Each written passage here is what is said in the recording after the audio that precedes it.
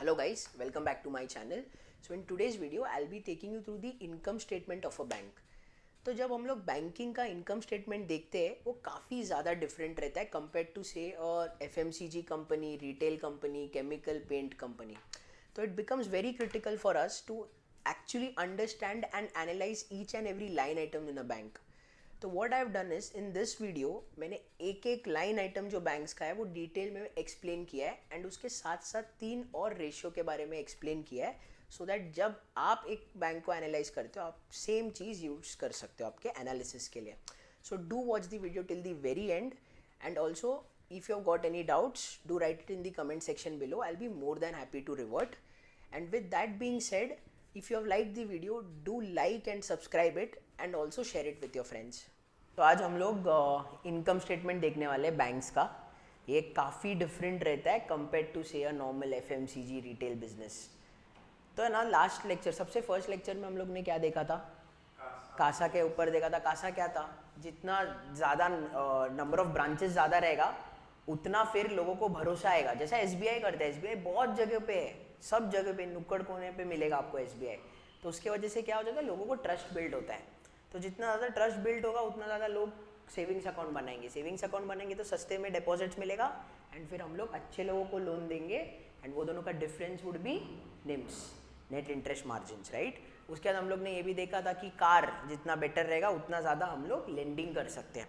तो सिंस आज का टॉपिक इनकम स्टेटमेंट रहने वाला है, सबसे बेसिक चीज़ इनकम स्टेटमेंट मतलब क्या? इंटरेस्ट कितना कमाया एंड कितना इंटरेस्ट एक्सपेंस मुझे लगने वाला है, राइट. तो कासा जितना ज़्यादा रहेगा उतना मेरा कम कॉस्ट ऑफ फंड्स रहेगा. जितना कम कॉस्ट ऑफ फंड्स रहेगा सस्ते में मुझे लोन्स मिलेंगे, मतलब मेरे को कम देना पड़ेगा इंटरेस्ट एंड उससे मैं अच्छे लोगों को लोन्स दूंगा तो मेरा उतना ज़्यादा नेट इंटरेस्ट मार्जिन रहेगा. और नेट इंटरेस्ट मार्जिन मेरे को अगर 4% चाहिए, 5% चाहिए, उसके हिसाब से मैं देखूंगा कि ऑन एन एवरेज जिसको मैं लोन्स दे रहा हूँ उसका कितना डिफॉल्ट होने वाला है. उसको हम क्रेडिट कॉस्ट बोलते हैं. तो उसके हिसाब से हम प्राइस करते हैं हमारा लोन्स को, बराबर. तो बैंक का मेन बिजनेस क्या होता है? सस्ते से लोन लो एंड महंगे में लोन दो. ये दोनों का डिफरेंस उसका नेट प्रॉफिट मार्जिन है. अभी हम लोगों को समझ नेट इंटरेस्ट मार्जिन है. ये एक ही चीज़ है क्या जो बैंक करता है? नहीं, इसके अलावा और बहुत सारी चीज़ें बैंक्स करती है, बराबर. तो अभी हम लोग देखने वाले हैं कि वो क्या क्या चीज़ें रहने वाला है. तो सबसे फर्स्ट है ना, हम लोग इनकम स्टेटमेंट पे आते हैं. What I have done is मैंने डीसीबी बैंक का एनुअल रिपोर्ट खोला है 2021 के लिए. तो हम लोग एक एक लाइन आइटम्स चेक करते हैं एंड वो क्या डिनोट करता है, ठीक है. तो सबसे फर्स्ट आता है इनकम में. इनकम में इंटरेस्ट अर्नड कितना है? इंटरेस्ट अर्नड मतलब क्या? जिसको जिसको लोन दिया है, सिर्फ लोन दिया है वो वाला पार्ट आएगा क्या? नहीं, बैंक्स लोन तो देता ही देता है, बट अगर उसको लगा कि बहुत रिस्की है, अभी एनवायरनमेंट बहुत रिस्की हो रहा है, या तो अगर उसका कार बहुत कम रहेगा तो भी वो लोन ज़्यादा देगा नहीं. वो क्या करेगा? गवर्नमेंट बॉन्ड्स में डालेगा. गवर्नमेंट बॉन्ड्स में डालेगा, इंटरेस्ट उससे कम आएगा. तो वी वुड ऑलवेज वांट कि एक बैंक का कार ज़्यादा रहे. कार ज़्यादा रहेगा तो लोन ज़्यादा रहेगा, लोन ज़्यादा रहेगा तो इंटरेस्ट भी उसमें ज़्यादा मिलेगा. समझा फर्स्ट चीज़. तो हम लोग देखेंगे इंटरेस्ट अर्नड. तो क्या है? शेड्यूल 13. अभी मैं actually normally what we do is interest earned copy paste करेंगे तो मिल जाएगा, बट यहाँ पे एक्चुअली थोड़ा कॉपी पेस्ट नहीं हो रहा है. तो फिर व्हाट वील डू इज यहाँ पे शेड्यूल नंबर 13 पे हम लोग जाएंगे. तो अगर शेड्यूल नंबर 13 पे चल जाते हैं तो यहाँ पे हम लोगों को इंटरेस्ट अर्नड मिलता है. सही बात है. इंटरेस्ट अर्नड में इंटरेस्ट ऑन एडवांसेस वो सबसे मेजर पोर्शन रहना चाहिए कोई भी बैंक के लिए, एंड वो मेजर पोर्शन रहेगा. एंड बैंक का कार जितना ज़्यादा उतना ज़्यादा लेंडिंग, उतना ज़्यादा लेंडिंग होगा तो ये वाला जो पोर्शन है interest discount on advances bills, ये वाला पोर्शन सबसे ज़्यादा रहेगा उसका टोटल इंटरेस्ट अर्नड का. तो फॉर एग्जांपल यहाँ पे कितना रहेगा? Interest on advances is 27,855 and these are in thousands, divide by total कितना है? 34,000. ठीक है. तो यही सेम काम HDFC bank, ICICI, SBI, PNB, Kotak के लिए किया है. तो वील जस्ट चेक कि क्या होता है, ठीक है. तो बैंकिंग बेसिक्स में मैं अगर जा रहा हूँ, यहाँ पे मैं अगर ये रेशियो चेक करता हूँ, HDFC बैंक के लिए कितना है? ये मैंने 20 अभी का डेटा लिया है. HDFC बैंक का सबसे हाईएस्ट है. तो ये सबसे बेस्ट चीज़ है. अगर आप देखोगे ICICI ये लोग सबका ऑलमोस्ट एक ही लाइन पे, बट ये अराउंड 80% है. तो this is a green signal. समझ में आया? 50% से कम नहीं रहना चाहिए. अभी डिपेंड करता है, अभी फॉर एग्जांपल अभी कोविड का सिचुएशन चल रहा है तो प्रूडेंट लेंडिंग हो रहा है, सब लोग प्रूडेंट लेंडिंग कर रहे हैं 2-3 बैंक्स छोड़ के, तो वो टाइम पे अगर ये रेशियो कम रहेगा तो चलेगा मुझे, क्योंकि अभी प्रूडेंट लेंडिंग चल रहे हैं तो बाई डिफॉल्ट गवर्नमेंट बॉन्ड्स में इन्वेस्ट कर रहे हैं वो लोग, तो that is a different scenario. Clear first वाला पार्ट। वापस अभी एनुअल रिपोर्ट में जाऊंगा, उसके बाद मैं क्या देखूंगा, इंटरेस्ट एक्सपेंस, वो भी एक लाइन आइटम है, ये दोनों का डिफरेंस मेरे को नेट इंटरेस्ट देता है, वो नेट इंटरेस्ट से मेरे को सब मेरे खर्चे निकालने पड़ेंगे एंड और क्या क्या करना पड़ेगा, मेरा जो भी प्रोविजंस हो रहा है, मतलब मैंने बताया था ना आपको ग्रॉस एनपीए नेट एनपीए, उसके प्रोविजंस भी तो करने हैं, तो आज के इसमें मैं आपको क्या क्या तरीके का प्रोविजंस बैंक बनाता है वो बताऊंगा, उसके नेक्स्ट लेक्चर में मैं आपको डिटेल में बताऊंगा कि ग्रॉस एनपीए और नेट एनपीए कैसे मूव करता है, वो बहुत ही डिटेल्ड रहेगा, उसके लिए सेपरेट वीडियो रहेगा, वो नेक्स्ट में बताऊंगा। अभी है ना इंटरेस्ट अर्नड हम लोग ने देखा एक सोर्स ऑफ इनकम है जो उसका मेन है, बिजनेस ही वो है लेंडिंग का, बट उसके अलावा बैंक्स क्या क्या करते हैं, तो आपको क्या लगता है बैंक्स क्या क्या करता होगा इसके अलावा, अदर इनकम उसके बहुत सारे, तो सबसे फर्स्ट चीज़ बैंक क्या करता है, देखो लेंडिंग करता है, उसके बाद सपोज एक HDFC बैंक है, HDFC बैंक का मैं मैनेजर है या RM जो बोलते हैं रिलेशनशिप मैनेजर, एंड सपोज आप मेरे कस्टमर हो, आपने करंट अकाउंट मेरे साथ बनाया है, सेविंग्स अकाउंट FD सब कुछ मेरे साथ बनाया है, एंड आप बड़े कस्टमर हो सपोज, तो आप आते हो और बोलते हो यार मेरे को कोई इन्वेस्टमेंट भी करने का था, अभी मार्केट तो ऊपर चल रहा है तो मुझे इन्वेस्ट करना है, तो मैं क्या बोलूँगा, अरे मैं करके देता हूँ ना, यानी कि मैं बैंक हूँ ना, बट मैं क्या कर रहा हूँ, मैं आपको म्यूचुअल फंड बेच रहा हूँ, है कि नहीं, और वो कौन सा म्यूचुअल फंड होगा, HDFC AMC का, एसेट मैनेजमेंट कंपनी है ना HDFC AMC, उन लोग म्यूचुअल फंड्स का ही बिजनेस में है, asset management company, asset management company को भी डिस्ट्रीब्यूटर्स चाहिए ना, उसमें से मैं खुद कौन हूँ, HDFC बैंक, मेरा इतना ज़्यादा नेटवर्क है, तो HDFC AMC मेरा फ़ायदा नहीं उठाएगा तो किसका उठाएगा, तो वो मुझे बोलेगा तू बेचना, HDFC बैंक को बोलेगा, दोनों एक ही ब्रांड है, भले अलग एंटिटी है बट एक ही ब्रांड है, तो मैं क्या करूँगा एज RM, अरे मेरे से लो ना, ये लो म्यूचुअल फंड, तो उसका कमीशन मैं लूँगा कि नहीं HDFC AMC से, या कोई और इसके लिए एसेट मैनेजमेंट के लिए कर रहा हूँ, मैं कमीशन लूँगा कि नहीं, इसको बैंक एश्योरेंस बोलते हैं, ठीक है। बैंक क्या करता है, म्यूचुअल फंड्स बेचता है, म्यूचुअल फंड बेचेगा क्या, नहीं अरे आपको इंश्योरेंस चाहिए, HDFC लाइफ अपना ही है ब्रांड HDFC, बट अलग एंटिटी है ना ऑन पेपर, तो उन लोगों का जो लाइफ इंश्योरेंस बेचूंगा वो भी काम मैं करूंगा, यानी कि क्या करता है, कमीशन कमाता है वो वहां से, समझ में आया। उसके अलावा वो क्या करता है, इसके अलावा वो क्या करता है, अभी किसी को बिजनेस सेटअप करने का है, उसका वायबिलिटी रिपोर्ट बनाता है बैंक बहुत बार, अच्छा बैंक अभी कल को डीमार्ट है या कोई बड़ा कंपनी है, नेस्ले इंडिया या कोई ऐसे बड़े स्केल पे, उनको 100 करोड़ 200 करोड़ 300 करोड़ चाहिए लोन्स, तो वो क्या करेगा, खुद म्यूचुअल फंड वालों के पास जाएंगे क्या और बोलेंगे कि अरे मेरा ये पेपर्स चाहिए क्या तुमको, नहीं, कमर्शियल पेपर्स का बात कर रहा हूँ मैं, या लॉन्ग टर्म बॉन्ड्स का बात कर रहा हूँ, नहीं ना, वो कौन करके देता है, अंडर राइट बैंक्स करके देता है, फ्री में करेगा नहीं, उसका भी तो परसेंटेज लेगा, उसका भी कमीशन लेगा। सिमिलरली ATM का भी इसमें वो भी उसमें भी तो रहता है ना, अगर तीन बार आप स्वाइप करोगे कोई और से तो ठीक है, उसके बाद करोगे तो चार्ज लगेगा, कौन लेता है, वो बैंक चार्ज लेगा, वो क्या है उसका फीस है, ATM fees, credit card services देता है उसका फीस, बहुत सारी चीज़ें कि नहीं। फिर PSLs होता है, प्रायोरिटी सेक्टर लेंडिंग, मैंने बोला ना, अभी देखो state bank of India PNB ये लोग क्या है, गवर्नमेंट एडेड है, गवर्नमेंट बैंक से ये लोग, तो ये लोग को तो by default socio economic groups को एनकरेज करना ही है, तो वो लोग गांव-गांव में जाके अपना ब्रांच डालेंगे, बट एक बैंक जो प्रॉफिटेबल है, प्राइवेटाइज्ड है, प्रॉफिट्स के बारे में सोच रहा है, वो ज़रूरी नहीं कि हर कोने में जाएगा, क्योंकि हर कोने में जाएगा तो वो ब्रांच भी तो प्रॉफिटेबल होना चाहिए। आइडियली उनका टेन्योर रहता है कि भाई 16 मंथ से 22 मंथ्स के बीच में प्रॉफिट होना है, बट अगर वो नहीं होगा, ज़्यादा वहाँ पे ट्रांजैक्शन ही नहीं होगा तो नहीं होगा, है कि नहीं। तो ज़्यादातर क्या होता है, बैंक जो SBI है, PNB, ये लोग सब जगह पे रहते हैं। हैविंग सेड दैट, इन लोगों को 40% का चाहिए PSL प्रायोरिटी सेक्टर लेंडिंग में, तो क्या होता है, छोटे banks for example DCB bank, city union bank, ये लोग 45-50% PSL करेंगे, लास्ट का जो 10% एक्सेस है वो क्या करेंगे, बड़े बैंक्स को बेच देंगे, क्योंकि बड़े बैंक्स का सपोज 38% ही हुआ है या 39% हुआ, 1% उनको चाहिए उनके लोन बुक का, तो ये लोग छोटे बैंक का 10% उठाएंगे, छोटे बैंक का 10% is not equivalent to my 10% ना, तो मेरे लिए तो वो 1% बनेगा। तो क्या होता है, छोटे बैंक इसमें भी कमाते, PSL बेचा तो थोड़े महंगे में बेचेंगे ना, तो बीच का प्रॉफिट, या उस पर डायरेक्ट कुछ कमीशन करेंगे। तो PSL सर्टिफिकेट भी बिकता है और खरीदने को होता है, समझा, उसमें भी कमीशन।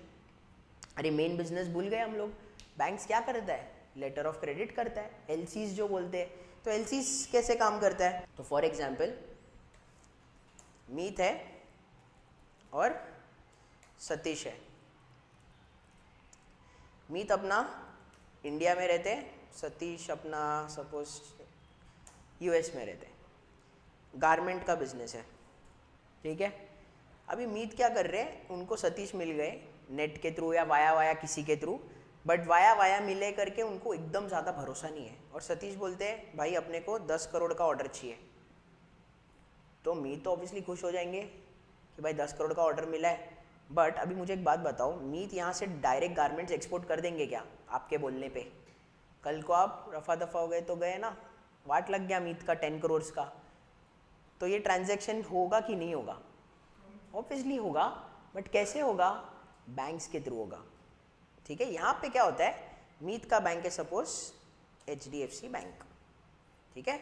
सतीश अभी USA के है तो JP मॉर्गन चेस ले लेंगे, JP मॉर्गन चेस, ये बैंक, मतलब आपका बैंकर JP मॉर्गन चेस है, मीत का बैंकर HDFC बैंक है। मतलब मीत का करंट अकाउंट, सब बड़े बड़े अकाउंट्स जो भी वो करता है वो HDFC बैंक के थ्रू करता है। सिमिलरली सतीश जो है आप JP मॉर्गन चेस के थ्रू करते हो। अभी है ना, मीत है ना डायरेक्ट गारमेंट नहीं बेचेंगे, वो बोलेंगे भाई LC लेके आ। तो सतीश आप क्या करोगे, JP मॉर्गन चेस में जाके LC का करोगे, एंड JP मॉर्गन ये फ्री में करेगा, आपको गारंटी फ्री में दे देगा। कल को 10 करोड़ का आपने सामान ले लिया और आपने डिफॉल्ट किया तो कौन रेस्पॉन्सिबल रहेगा? JP मॉर्गन चेस रेस्पॉन्सिबल रहेगा। बट JP मॉर्गन HDFC को तो जानता है ना, ये इसका बैंकर है, तो दोनों के बीच में ट्रांजैक्शन हो जाएगा LC का। तो कल को अगर सतीश ने नहीं दिया 10 करोड़ तो क्या होगा, JP मॉर्गन चेस को HDFC को पैसा देना पड़ेगा, मतलब एंड HDFC से मीत में जाएगा। बट यहाँ पे ये क्या कर रहा है, गारंटर जैसा काम कर रहा है। तो अगर सतीश को ऐसे ही गारंटर बनेगा क्या? वो नहीं, पहले तो उसको पता होना चाहिए उसका बड़ा अकाउंट है क्या, सब है तो उसके बाद गारंटर बनेगा, गारंटर का फीस चार्ज करेगा, है कि नहीं। अभी कल को डीमार्ट ने जब 2017-18 में जब IPO हुआ था, 17 में IPO जब हुआ था, तब डायरेक्ट सेबी क्या करते हैं, IPO होने के बाद तुरंत उनके अकाउंट में पैसा नहीं आता। मतलब जब IPO होता है पैसा आके तुरंत यूज नहीं कर सकते, वो लोग को 6 महीना रुकना पड़ता है। पहले तो उनको बोलना पड़ता है रेगुलेटर को, सेबी को, कि भाई क्या क्या हम लोग को करना है, वो पैसे से सब कुछ उसके बाद ही होता है। एंड बीच में कस्टोडियन आता है, वो कस्टोडियन कौन रहता है? Bank, obviously. अब HDFC सपोज डीमार्ट का कस्टोडियन है, तो जब IPO का पैसा आता है ना, डीमार्ट के डायरेक्ट डीमार्ट यूज नहीं कर सकता, पहले HDFC बैंक के पास रहता है, एज कस्टोडियन वो काम करता है, तो उसका भी वो फीस चार्ज करेगा। समझ में आया? ऐसा बहुत सारा फीस वो चार्ज करते हैं अलग सा, apart from their main business of lending. ये क्लियर है? एंड ये भी उतना ही इंपॉर्टेंट है। तो ICICI बैंक का क्योंकि नेटवर्क इतना ज़्यादा है, इतना ज़्यादा ब्रांच है, तो वो लोगों का कमीशंस के थ्रू बहुत पैसा आता है। क्लियर है? इसमें कोई डाउट है? उसके बाद अभी हम लोग वापस एनुअल रिपोर्ट पे जाएंगे। ये आपको मैंने बता दिया, अदर इनकम में अगर आप देखोगे कमीशन, एक्सचेंज एंड ब्रोकरेज सब कुछ एक साथ आ गया, क्लब कर दिया, बट उसके अंदर क्या क्या है आपको समझ में आ गया। उसके बाद profit on sale of investments, obviously वो लोग जो इन्वेस्ट करते हैं इक्विटी में भी कभी कभी कर लेंगे, तो अगर इक्विटी इन्वेस्टमेंट में प्रॉफिट हुआ या डेट सिक्योरिटी में प्रॉफिट हुआ, बीच में बेच दिया उन्होंने, तो वो जो प्रॉफिट्स है वो अदर इनकम में आएगा। फिर revaluation of investments, sale of land and buildings, ये सब जो भी करेंगे वो भी सब प्रॉफिट ही है। समझ में आया? कोई इक्विटी में इन्वेस्ट किया, वहाँ से डिविडेंड आया, सब प्रॉफिट है, और ये सब अदर इनकम में आता है। कल को उन्होंने बोला कि भाई हम लोग ने 100 करोड़ का दिया है लोन, हमको लगा 1 करोड़ नहीं आने वाला है, बट एक्चुअली सब कुछ आ गया। तो पहले उन्होंने सोचा था ना 1 करोड़ नहीं आएगा, तो वो लोग क्या बनाते हैं उसका प्रोविजंस फॉर NPA, बट वो 1 करोड़ में से 50 लाख आ गया, तो रिकवरी भी आएगा। वो रिकवरी कहाँ पे आएगा? अदर इनकम में आएगा। समझा? सिंपल। इसमें इंटरेस्ट एक्सपेंडेड मतलब डिपॉजिट्स, फिर बाद में मैं अगर बाहर से बोरोइंग्स कर रहा हूँ, इंटर बैंक बोरोइंग्स कर रहा हूँ, ये सब से तो इंटरेस्ट देना भी पड़ेगा ना, ये इंटरेस्ट एक्सपेंडेड है। इंटरेस्ट, ये जो इंटरेस्ट अर्नड है माइनस मेरा इंटरेस्ट एक्सपेंडेड है, ये मेरा नेट इंटरेस्ट है। Net interest amount. उसके बाद ये मेरा टोटल जो इनकम मैं कमा रहा हूँ, जो मेरा नेट इंटरेस्ट है और अदर इनकम है, इससे मेरे को क्या क्या खर्चा निकालना है। सबसे बड़ा खर्चा क्या है? एम्प्लॉय का खर्चा है कि नहीं। ब्रांच जितना ज़्यादा बड़ा रहेगा ना, उतना एम्प्लॉय का कॉस्टिंग है ना एक इसमें कम रहेगा। मतलब रेवेन्यू अगर आप ऐसे करोगे ना, जो भी इंटरेस्ट कमा रहा है बैंक डिवाइडेड बाय, या रेवेन्यू जो बोलो या तो इंटरेस्ट बोलो, divided by number of employees करोगे ना, छोटे बैंक्स का कभी कभी ज़्यादा आता है। लेकिन जितना ज़्यादा बड़ा बैंक रहता है उतना ज़्यादा उनका ट्रांजैक्शंस होता है, उतना ही ज़्यादा उनका इनकम बढ़ता है जो नेट इंटरेस्ट है। तो उन लोगों का ये रेशियो थोड़ा ज़्यादा रहता है, ठीक है, ये याद रखना। ये हम लोग देखेंगे। तो एम्प्लॉयज़ बहुत इंपॉर्टेंट है, एम्प्लॉयज़ को कितना सैलरी दे रहे हैं, उसके बेसिस पे हमको समझेगा कितना वाइड स्प्रेड है, कितना ज़्यादा ब्रांचेस है, सब कुछ।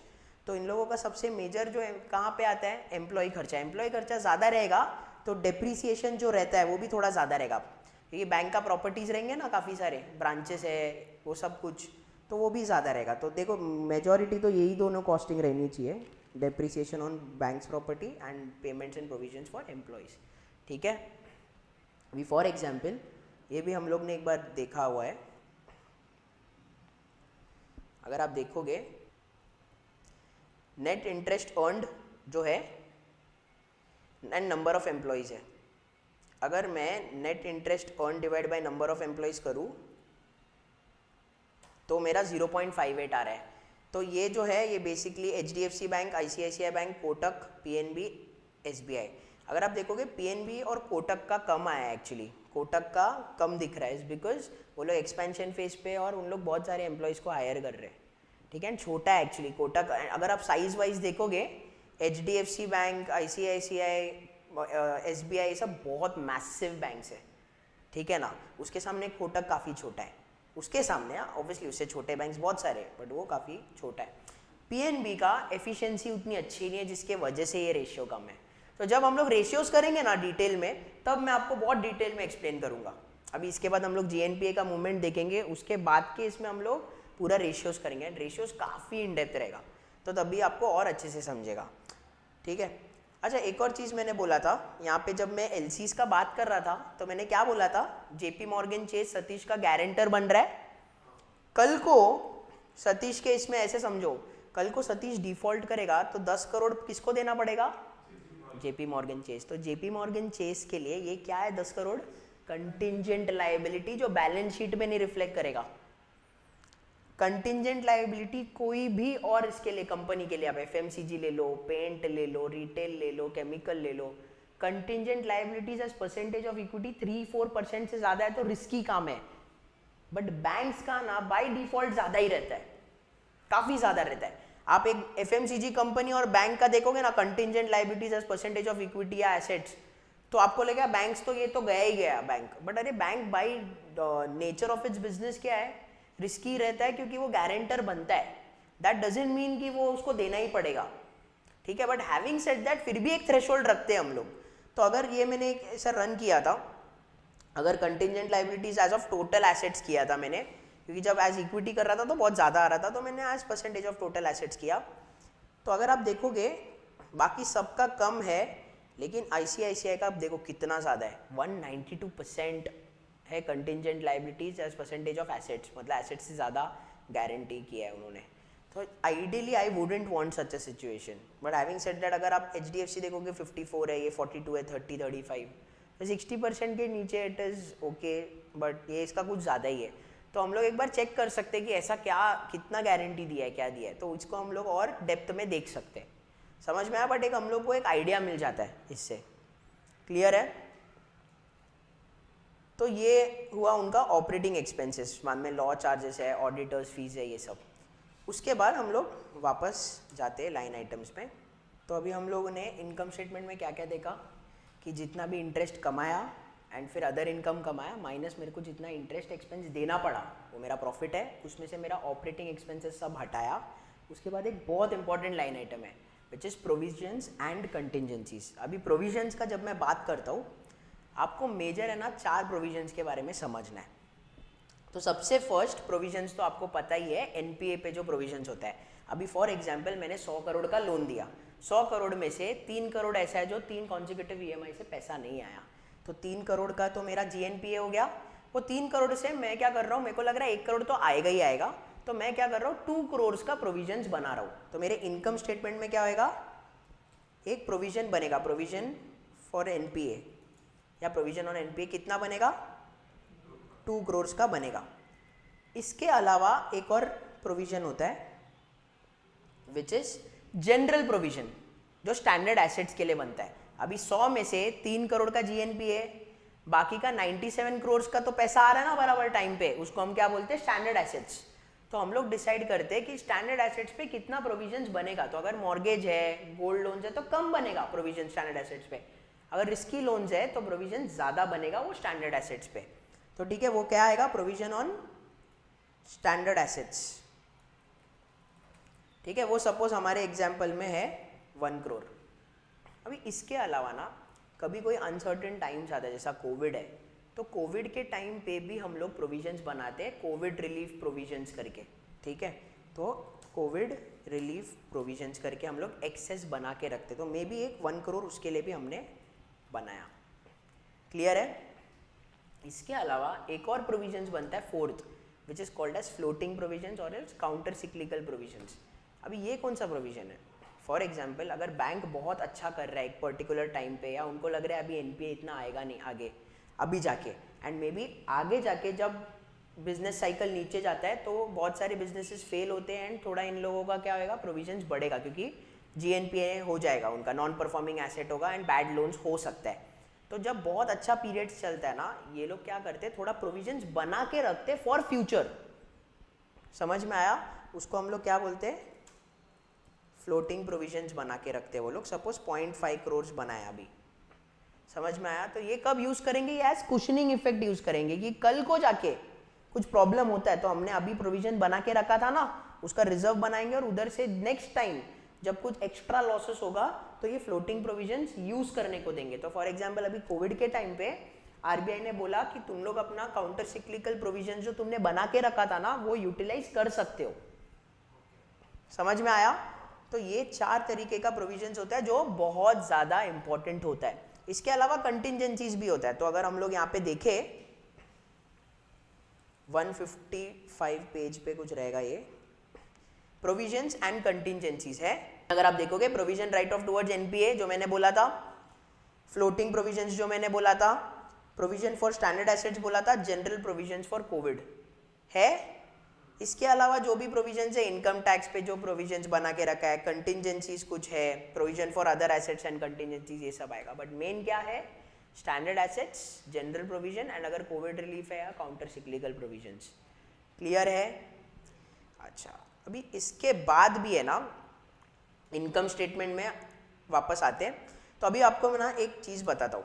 अगर हमारा एक नॉर्मल एफएमसीजी कंपनी होता है, एशियन पेंट या नेस्ले या एक डी मार्ट जैसा कंपनी होता है, नॉर्मली हम लोग क्या करते हैं, नेट इनकम, सपोज वो कंपनी का, सपोज कोई कंपनी है जो रिटेल स्पेस पे 100 करोड़ उसका नेट प्रॉफिट है, मतलब उसका जो भी टैक्सेस भर दिया उसके बाद उनका प्रॉफिट कितना है, 100 करोड़। वो 100 करोड़ में से अगर 20 करोड़ डिविडेंड दिया, 80 करोड़ हम लोग हमारे रिटेन्ड अर्निंग्स में डाल सकते हैं। हो सकता है 80 करोड़ में से एक हाथ 5 करोड़ 6 करोड़ वो लोग कोई स्पेशल रिजर्व में डाले, कोई स्पेशल चीज़ करना है उनको, एक स्पेसिफिक चीज़ करना है तो वो स्पेशल रिजर्व बनाते हैं, नहीं तो पूरा का पूरा रिटेन्ड अर्निंग्स में जाता है कि नहीं? बट बैंक्स के लिए वैसा नहीं होता है। अगर आप देखोगे बैंक्स का इनकम स्टेटमेंट में कैसा है, ये उनका टोटल नेट प्रॉफिट है, ये उनका नेट प्रॉफिट है ना, पूरा का पूरा रिटेन्ड अर्निंग्स में नहीं जाएगा, उसमें से थोड़ा पोर्शन है ना वो लोग statutory reserve, special reserve, capital reserve, investment reserve, ऐसे करके काफ़ी सारे रिजर्व्स में डालते हैं। तो अभी फर्स्ट वाला देखते, स्टैट्यूटरी रिजर्व। तो स्टैट्यूटरी रिजर्व क्या होता है, जितना तुम प्रॉफिट कमा रहे हो उसका 25% तुमको SLR CRR के टूवर्ड्स कंट्रीब्यूट करना है, वो रूल है। समझ में आया स्टैट्यूटरी रिजर्व्स का? उसमें और भी चीज़ें आते हैं SLR CRR के अलावा, बट आपको आइडिया समझ में आया, अराउंड 25% नेट प्रॉफिट का वहाँ पे जाएगा। Similarly special reserves, special reserves मतलब क्या होता है, अभी फॉर एग्जाम्पल एक बैंक है, वो लॉन्ग टर्म फिनेंसिंग कर रहा है एक प्रोजेक्ट के लिए, इंफ्रास्ट्रक्चर हो गया, हाउसिंग डेवलपमेंट हो गया, उसके लिए तो थोड़ा प्रॉफिट्स वो वहाँ पे एज रिजर्व्स बना के रखेगा। उसके बाद इन्वेस्टमेंट रिजर्व्स आता है, investment fluctuation, capital and revaluation. तो मैं एक एक करके आपको बताता हूँ। रीवैल्यूएशन रिजर्व्स काफ़ी सिंपल है, ये हम लोग नॉर्मल कंपनीज के लिए भी करते हैं। अभी एक फिक्स्ड एसेट है 100 करोड़ का, वो 120 करोड़ हुआ, मतलब अपवर्ड रिवैल्यूएशन हुआ। तो एक्चुअली बेचा है क्या हमने? नहीं, बट उसका अनरियलाइज प्रॉफिट जो आएगा 20 करोड़ अनरियलाइज प्रॉफिट दिख रहा है आपको। तो ये जो प्रॉफिट्स है उससे मेरा नेट इनकम बढ़ेगा ना, बट ये जो प्रॉफिट्स है 20 करोड़ ये हम लोग को रिवैल्यूएशन रिजर्व्स में लेना पड़ेगा, ये रिटेन्ड अर्निंग्स में नहीं जाएगा। इक्विटी के अंदर ही रिवैल्यूएशन रिजर्व करके दिखेगा आपको 20 करोड़। समझ में आया? सिमिलरली कैपिटल रिजर्व्स क्या है? अगर आपने एक इन्वेस्टमेंट बेचा और उसमें से आपको 7 करोड़ का प्रॉफिट आ रहा है तो आपका नेट इनकम बढ़ता है, बट वो 7 करोड़ को हम लोग कहाँ पे लेंगे? कैपिटल रिजर्व करके लेंगे। समझ में आ रहा है? जो प्रॉफिट है वो रिटेन्ड अर्निंग्स में नहीं जाएगा, वो जो 7 करोड़ है वो कैपिटल रिजर्व करके जाएगा। सिमिलरली एक होता है इन्वेस्टमेंट फ्लक्चुएशन रिजर्व। अभी इन्वेस्टमेंट फ्लक्चुएशन रिजर्व क्या है? सपोज आपने बॉन्ड्स में इन्वेस्ट किया है, अभी आपको पता है इंटरेस्ट रेट ऊपर जाएगा, बॉन्ड का प्राइस नीचे आएगा, बराबर। अभी आपको लग रहा है इंटरेस्ट रेट ऊपर जाने वाला है क्योंकि इन्फ्लेशन बहुत ज्यादा हो गया है, जैसा अभी का सिचुएशन चल रहा है, कोविड का सिचुएशन है, इंटरेस्ट रेट्स कम है, इन्फ्लेशन ज्यादा है, तो आगे जाके इंटरेस्ट रेट्स बढ़ेगा, इंटरेस्ट रेट बढ़ेगा तो बॉन्ड प्राइस नीचे आएगा। तो वो क्या करते हैं, सपोज 2021 में उनका प्रॉफिट्स हुआ है, सपोज 450 करोड़ का प्रॉफिट हुआ है, 450 करोड़ में से मे बी 25 करोड़ है ना, वो लोग इन्वेस्टमेंट फ्लक्चुएशन रिजर्व में डालेंगे, सो दैट आगे जाके जब इंटरेस्ट रेट बढ़ेगा बॉन्ड प्राइस गिरेगा, तो क्योंकि वो बॉन्ड प्राइस गिरेगा तो लॉस है ना मेरे लिए, तो वो लॉस मैं अभी कवर कर रहा हूं। समझ में आया? उसको बोलते हैं इन्वेस्टमेंट फ्लक्चुएशन रिजर्व। फिर एक आता है इन्वेस्टमेंट रिजर्व। इन्वेस्टमेंट रिजर्व क्या है? अभी सपोज आपने कोई बॉन्ड में इन्वेस्ट किया है एंड एक्चुअली आपको लग रहा है कि यार नहीं यार ये काफ़ी मतलब ट्रेडेबल नहीं है, तो मे बी इसका मार्केट वैल्यू नीचे रहना चाहिए। बहुत सारे बॉन्ड्स डायरेक्टली लिक्विड नहीं रहता, तो सपोज अगर मैंने खरीदा था 99 रुपीज़ पे एक बॉन्ड, अज्यूम कर लो, मुझे लग रहा है नहीं यार ये अभी ट्रेड नहीं हो रहा है एंड अगर मैं बेचने जाऊँ तो भी मेरे को सिर्फ 94 ही मिलेगा, तो मैं 5 रुपीज़ का अनरियलाइज लॉस कर रहा हूँ। बट मैं आगे जाके देख रहा हूँ नहीं यार 94 मैंने बहुत कम कर दिया, एक्चुअली 97 तो मिल ही जाता, तो मैं 3 रुपीज़ का क्या करूँगा? रिवर्सल करूँगा। तो जो वो रिवर्सल करता हूँ तो प्रॉफिट हुआ ना। पहले एक साल मैंने 5 रुपये का लॉस दिखाया, नेक्स्ट ईयर 3 ईयर्स का 3 रुपीज़ का रिवर्सल दिखाया, वो मेरा प्रॉफिट है। पहले मैंने 5 का लॉस दिखाया, फिर नेक्स्ट रिवर्स करने के लिए 3 रुपीज़ का प्रॉफिट किया, वो 3 रुपीज़ का प्रॉफिट कहाँ पे जाएगा? इन्वेस्टमेंट रिजर्व में जाएगा। समझ में आया? अगेन हम लोगों को इतना डेप्थ में जाने का जरूरत नहीं है, but we need to understand कि एक एक लाइन आइटम क्या बता रहा है। समझ में आया? अभी इसके बाद नेक्स्ट इसमें मैं आपको बताऊंगा कि जीएनपीए और एनपीए का डिटेल्ड मूवमेंट कैसे होता है करके।